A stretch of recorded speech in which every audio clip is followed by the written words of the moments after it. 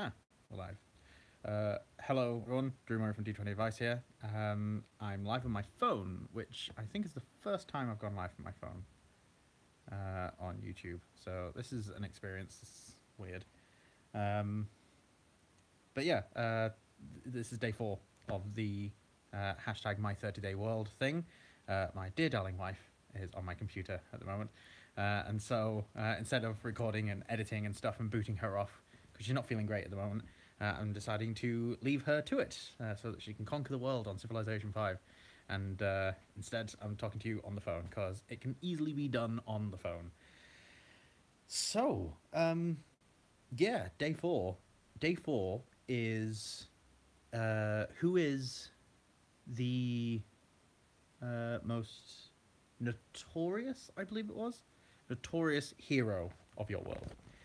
Just a quick recap, because this is day 4, obviously. You can go and watch previous days worth on my stuff and on others as well. I think a playlist is being made now with everyone's videos on, which is a fantastic idea.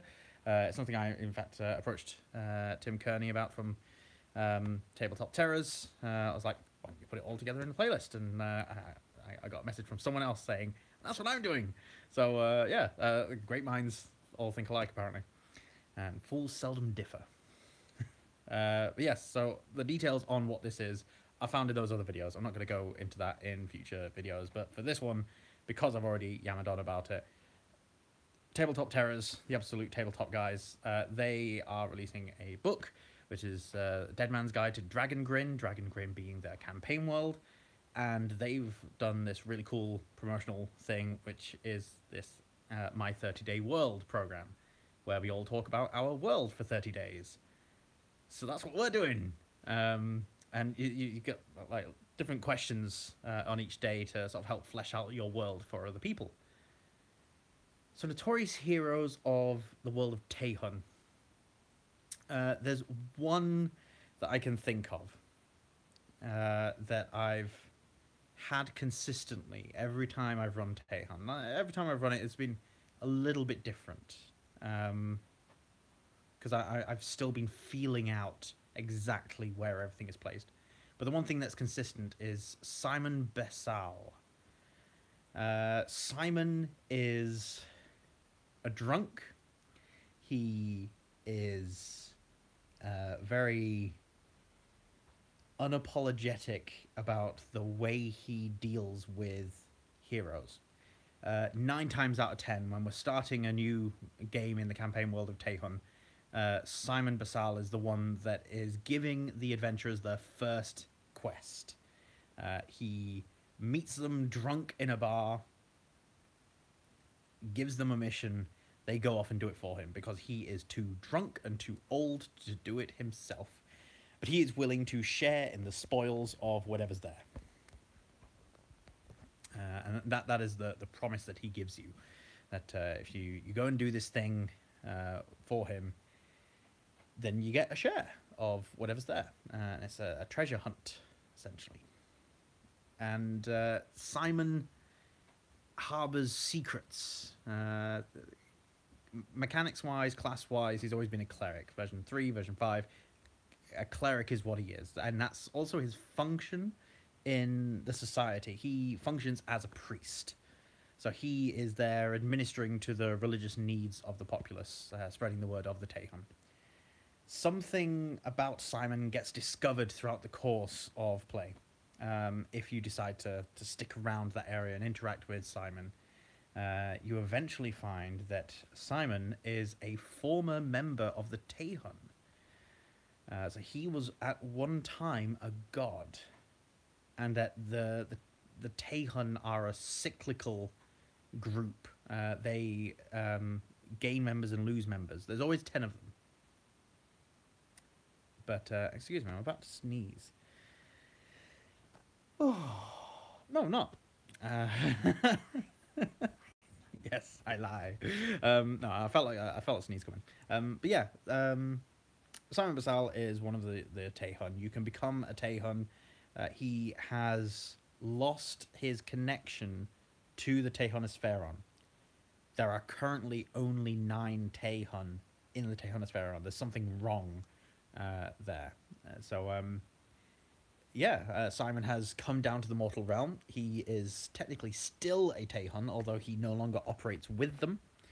And he is trying to find worthy heroes to replace him.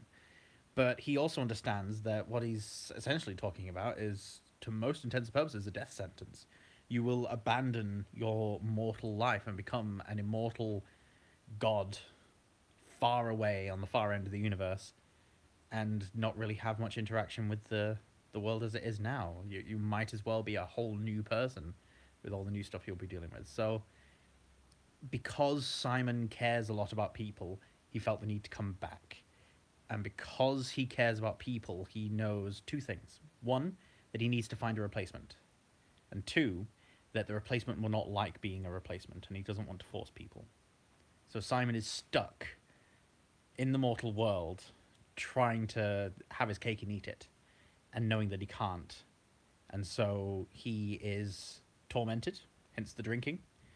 He tries to do as much good as he can, and what he spends his time doing is essentially being what he thinks the Taihun should be in the mortal world, while also being drunk and a bit rough around the edges to deal with.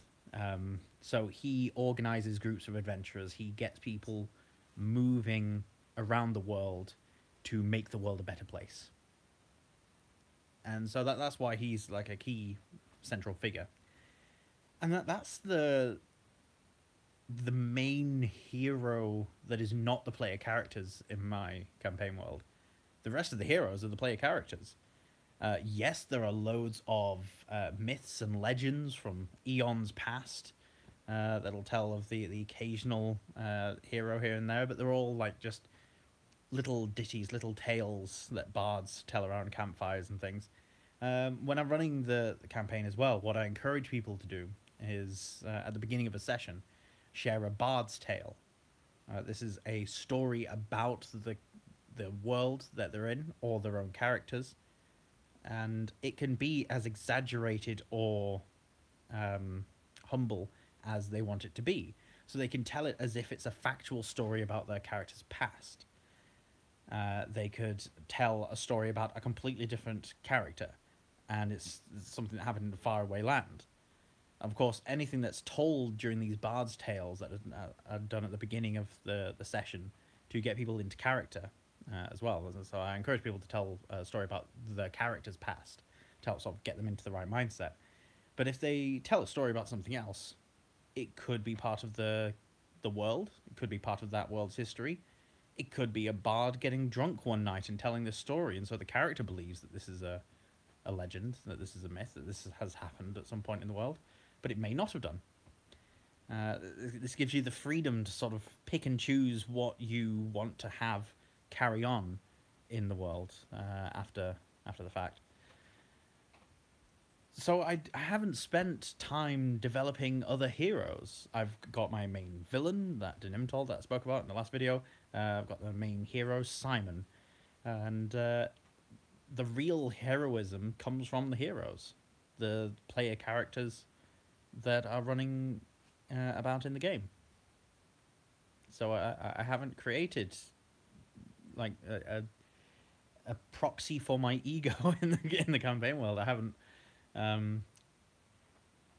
put something like that in place in Taihun. Taihun is absent of great heroes for the party to aspire to. They are the change they want to see in the world. So yeah, that's the heroes of the Taihun. Tomorrow will be another video. It'll be day 5, so it'll be number 5 on the list. I haven't looked ahead to number 5. I did take a sneak peek, like I said in the last video, and I've seen that there's something about magic at some point. So yeah, I'll get to that when I get to it. And yeah, see you guys next time. How do I stop this now? That's the thing. Maybe it's this big X. Don't laugh at me. Right, see you later. Bye.